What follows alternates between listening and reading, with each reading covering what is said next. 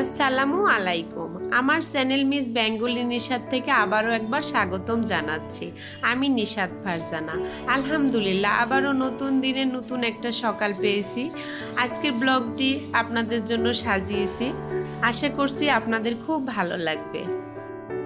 আমাদের দেশটা কিন্তু নতুন করে আবারও স্বাধীন হয়েছে। তো আসলে এই স্বাধীনতা, এই স্বাধীন কি বলবো, অনেকগুলো রক্তের বিনিময়ে কিন্তু এটা আমরা পেয়েছি। আসলে এটা ভোলার না, আর এটা ভোলা কখনোই সম্ভব না আমাদের কারোরই। তবে যতগুলো মানুষ শহীদ হয়েছেন, মহান রব্বুল আলামিন সবাইকে যেন জান্নাত নসিব করেন, এই দোয়াই করি আমরা সবাই মিলে। আর এই যে এখানে আমি কিন্তু সকাল থেকে শুরু করেছি, আর আজকের এই বেডশিটটা একদম নতুন পেতেছি, যেহেতু আজকে শুক্রবারের একটা দিন ছিল। তো এই ব্লগটি কিন্তু আমি শুক্রবারের দিনে শ্যুট করে রাখছিলাম। মনটাও ভালো ছিল না যে আসলে ভিডিওটা ছাড়বো, তার সঙ্গে সঙ্গে কিন্তু এরকম উথাল পাথাল শুরু হয়ে গেছিলো দেশের একটা অবস্থা। আর এই সময়ে কম বেশি সবার মনটাই কিন্তু আমাদের খারাপ ছিল, আর সেই হিসাব করেই কিন্তু আমি ভিডিওটা আসলেই ছাড়তে পারিনি। আমি ভয়েসটা দেব বলতে তখন কিন্তু আমি শ্যুট করে রেখেছি, ভয়েসটা দিইনি, এডিটিংয়ের কাজও করছি, তারপরে আর ভালো লাগেনি। মনটা সবসময় ভালো লাগে না। আমরা যার যার পরিস্থিতিতে আমরা এরকম বুঝি যে মনটা খারাপ থাকলে কিছুই ভালো লাগে না। তারপরও সব মিলিয়ে আমি সাজিয়েছি। আশা করছি আজকের ভিডিওটিও আপনাদের খুব ভালো লাগবে। এই যে আপনাদের সাথে কথা বলতে বলতে কিন্তু আমার ঘর গোছানোর কাজটা প্রায় কমপ্লিট হয়ে গেছে। আর এইদিকে আলনায় কিন্তু অনেকগুলো কাপড় জমে গেছে। আসলে বারান্দায় বৃষ্টি হচ্ছে, তো বৃষ্টি হচ্ছে আবার একটু একটু শুকাচ্ছে, আমি নিয়ে এসে আবার আলনায় রেখে দিচ্ছি। এভাবে আলনার কাপড়গুলো কিন্তু একদম শুকনা না যে ভাঁজ করে রাখবো, একটু একটু ভেজা। আর ম্যাটটা যেহেতু একটু আগে ঝাড়ু দেওয়া হয়েছে, এটা একটু কুচকিয়ে গেছে, আমি ভাঁজ করে রেখে দিয়েছিলাম, পা দিয়ে চেপে চেপে রেখে দিচ্ছি আমি এখন। তো ম্যাটটা এরকমই হয়, একটু কুচকিয়ে ভাঁজ করে রাখলে একটু ইয়ে হয়ে যায়, ভাঁজ ভাঁজ হয়ে যায়। আর আপনাদের কাছে প্রতিদিনের মতো রিকোয়েস্ট করছি, প্লিজ আমার চ্যানেলটিতে সাবস্ক্রাইব করবেন আর একটা লাইক দিবেন। আপনাদের ছোট্ট ছোট্ট একটা লাইকই কিন্তু আমাকে নতুন ভিডিও বানানোর জন্য অনুপ্রাণিত করবে। সংসারের ছোট ছোট কাজগুলো করতে কিন্তু অনেক ভালো লাগে, আর সেগুলোই করি প্রতিদিনের মতো।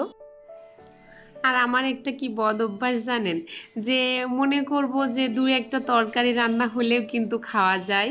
আর রুম যদি আমি এলোমেলো করে রাখি, আমার না মাথায় কাজ করে না, একদম ভালো লাগে না। এটা খুব বেশি ব্যাড কাজ কিনা আমি জানি না, কেন জানি না আমার মনে হয় প্রতিদিনের জন্য ঘরগুলো গুছাইলে খুব ভালো লাগে। আর সব সময় পরিপাটি ফিটফাট থাকতেই যেন আমার মনে হয় ভালো লাগে। আসলে এটা মনে হয় রুচির একটা ব্যাপার, এক একজন এক এক টাইপের। কেউ হয়তো রান্নার দিকে সারাদিন রান্না বান্না নিয়ে ব্যস্ত থাকে, রুম গুছায় না। কেউ হয়তো সারাদিন ফিটফাট রুমগুলো গুছিয়ে রাখতে পছন্দ করে। আসলে আমরা এক একজন এক এক মুভ মাইন্ডের, এভাবেই মনে হয় আল্লাহ পাক আমাদেরকে সৃষ্টি করেছে। তবে একটা জিনিস আমার সব সময় খুব ভালো লাগে, আমার বাসায় যত গেস্ট আসে আলহামদুলিল্লাহ সবাই কিন্তু খুব প্রশংসা করে যে আমি খুব সুন্দর করে নাকি সাজিয়ে গুছিয়ে রাখি আমার রুমগুলো। তো জানি না এইটা আমি কতদিন ধরে রাখতে পারবো। যতদিন আল্লাহ পাক আমার এই ধৈর্য শক্তি দিয়েছে ততদিনই হয়তো এটা রেখে দেব। আর এই যে শুক্রবারের দিন কিন্তু ঝুম বৃষ্টি হয়েছে, সারাটা দিন বৃষ্টি ছিল। তো এই বৃষ্টিটাও আমি একটু ক্যাপচার করে রেখেছি, যে ভালো লাগছে। বারান্দায় গিয়ে দেখলাম, আর এখানে বৃষ্টির দিনে কিন্তু খিচুড়ি না হলে জমেই না। এখানে কিন্তু আমি 3 রকমের ডাল নিয়েছি, 2 পট চাল নিয়েছি আর 1 পট ডাউল নিয়েছি। ডালটা ছিল ছোলার ডাল, মুগ ডাল আর মসুরের ডাল। সব ধরনের ডাল দিয়ে কিন্তু খিচুড়ি রান্না করলে অনেক সুস্বাদু হয়। অফ ক্যামেরায় আমি খিচুড়ির চালটা ধুয়ে নিয়ে এসেছি, ডাল চাল একসাথে। তো এবার আমি কিন্তু রাইস কুকারে বসিয়ে দেব, খুব দ্রুত হবে আমার, যেহেতু চুলায় আমি এটা মাংস কষিয়ে নেব আর পটল ভাজিটা করে নেব, তার সাথে কিন্তু আমার খিচুড়ি রান্নাটা এদিকে কমপ্লিট হয়ে যাবে। সব কিন্তু আমি গোটা মশলা দিয়ে খিচুড়িটা রান্না করি সব সময়ের জন্য। এখানে পেঁয়াজ, রসুন, কাঁচামরিচ, তারপর দারচিনি, এলাচ, তেজপাতা সব কিন্তু গোটায় দিয়ে দিয়েছি। আর এখানে কিন্তু আস্ত গোটা জিরাটা আমি ব্যবহার করে নেব, আর শুকনা মরিচ কিন্তু খুব সীমিত পরিমাণের এটা আমি দিয়ে নিয়েছি অফ ক্যামেরায়। আর এখানে এই যে তেল দিয়ে দিলাম, পরিমাণ মতো হলুদ, লবণ, সবগুলো আমি এবার একটু মাখিয়ে নেব। যেহেতু আমার হাতের স্কিনটা খুব পাতলা, এই জন্য আমি হাত দিয়ে কিন্তু মাখিয়ে নিলে খুব ভালো হয়। তো এটা আমার জন্য সম্ভব হয় না, আমার হাতটা খুব জ্বলাপোড়া করে কেন জানি না আমি। তো এই যে এখানে আমি চালটা কিন্তু পানিটা মেপে দিলাম। এখানে আমি যেহেতু 3 পট ডাল দিয়ে চাল দিয়ে মিশিয়ে দিয়েছি, এখানে 6 পট পানি দিয়ে নিয়েছি। আমি একটু পানিটা বেশি দিই, 6.5 পট দিই, যেহেতু ভাতটা একটু সফট হবে তার কারণে। আর এই যে পাশে চুলায় কিন্তু আমি এবার চলে এসেছি, রাইস কুকারে ভাতটা বসিয়ে দিয়েছি। আর এখানে চুলায় আমি মাংস কষিয়ে নেব, সেটার জন্য চুলায় আমি তেলটা দিয়ে দিয়েছি। তারপরে পেঁয়াজ, রসুন, দারচিনি, এলাচ, তেজপাতা সবগুলো গোটায় দিয়েছি। যেহেতু আমি কিন্তু গরম তেলে মশলাটা দিই, ঘ্রাণের জন্য বললেই চলে। তো গরম তেলে মশলাটা ছাড়লে কিন্তু খুব সুন্দর দারচিনি এলাচের একটা ফ্লেভার আসে। এখানে পরিমাণ মতো লবণ দিয়ে দিলাম, হলুদ, শুকনা মরিচ, যে যেমন খায়। তো আমার যেহেতু বাসায় বাচ্চারা আছে তার জন্য কিন্তু খুব মরিচটা আমি দিই না।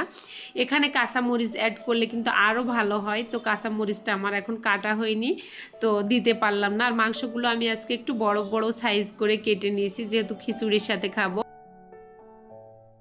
আর এই যে মাংসটা আমার কষানো প্রায় হয়ে গেছে, এই দিকে মাংস কষিয়ে নিচ্ছি। পাশের কড়াইতে আমি পটলটা ভাজি করব। তো পটলটা আমি কিন্তু হলুদ লবণ দিয়ে অন্যদিন তেলের উপরে ছাড়ি। আর এই পটলটা বেশ কয়েকদিন বয়স হয়ে গেছে, গ্রাম থেকে নিয়ে এসেছিলাম, আমার শাশুড়ি মা এসেছিলো তখন নিয়ে এসেছিলো।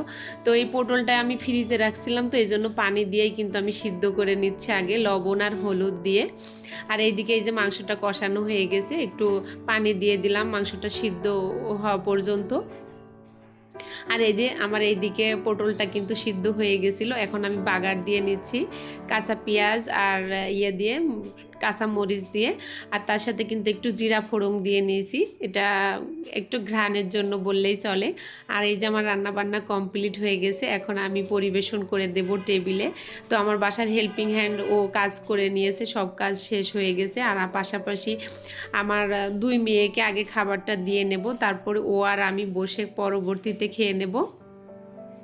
এখানে এই যে আমার মারিয়ামকে খাবারটা দিয়ে দিচ্ছি। তো আসলে আমার মারিয়াম তো এখনও ছোটো, এত কিছু বুঝে না, বড়টা একটু যেহেতু বড় হচ্ছে, ও আবার একটু পরিবেশনটা ভালোভাবে গুছিয়ে করলে না খুব ভালো লাগে নাকি ও বলে। তো ওর জন্য প্লেটটা কিন্তু আমি পরে সাজিয়ে নিচ্ছি।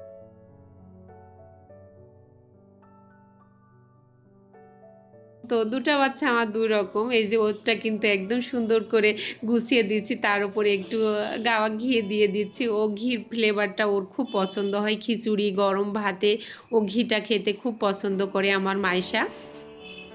আর এইদিকে এই যে বিকালের টাইম, যেহেতু বাইরে খুবই ঠান্ডা আবহাওয়া আছে, আর আবহাওয়াটা খুবই ভালো ছিল, যেহেতু বৃষ্টি হচ্ছে আর ঝিরিঝিরি হাওয়া বচ্ছে, খুবই ভালো ছিল আবহাওয়াটা। আর আমি বিকালের দিকে একটু গোছগাছ করে নিচ্ছি, বাচ্চারা সোফায় বসে একটু মোবাইল দেখে একটু করে, আর বালিশগুলো সবসময় একটু এলোমেলোই করে ফেলে। আমি আবারও গুছিয়ে নিচ্ছি বিকালের দিকে, এটা সন্ধ্যার আগে আগে বললেই চলে। আজকে গোসলটা আমার একটু লেট হয়ে গেছে, যেহেতু আমার পাশের কয়েকটা ভাবি এসেছিলো আমার বাসায়, ভাবিদের সাথে সময় দিতে গিয়ে আসলে আমার গোসলটা শেষ হয়নি। তো ভাবিরা যাওয়ার পরে আমি বাসাটা একটু ফিটফাট করে নিলাম, যেহেতু অনেক বাচ্চারা আসলে এগুলো ফেলে, খাবার যখন খেতে দিই চানাচুর বিস্কিট, তারপরে আমি এগুলো পরিষ্কার পরিচ্ছন্ন করে আমি গোসলে গেছি। তো আসলে এরকমটাই হয় মনে হয় আমাদের সবার ক্ষেত্রেই, যে সব কিছু সময়ের সাথে মিলে না। আর ওইদিকে আমি যখন গোসল করে এসে বাচ্চাদের একটু নাস্তা দেব, দেখলাম যে বাসায় 2টা সাগর কলা আছে, বেশ বড় বড় সাইজের। তো কলাটা নষ্ট হয়ে যাচ্ছিল, এর মধ্যে একটু তেলে ভেজে নিলাম এই কলার বড়াটা বেশ মজা হয়েছিল কিন্তু। তো এটা যে আপনাদের সাথে শেয়ার করব আসলে আমার মনে নেই। আজকের ভিডিওটি এই পর্যন্তই রেখেছি, নতুন দিনের নতুন গল্প কথা নিয়ে আবারও হাজির হব। তো সেই পর্যন্ত সবাই ভালো থাকবেন, সুস্থ থাকবেন এবং নিরাপদে থাকবেন। আল্লাহ হাফেজ, আসসালামু আলাইকুম।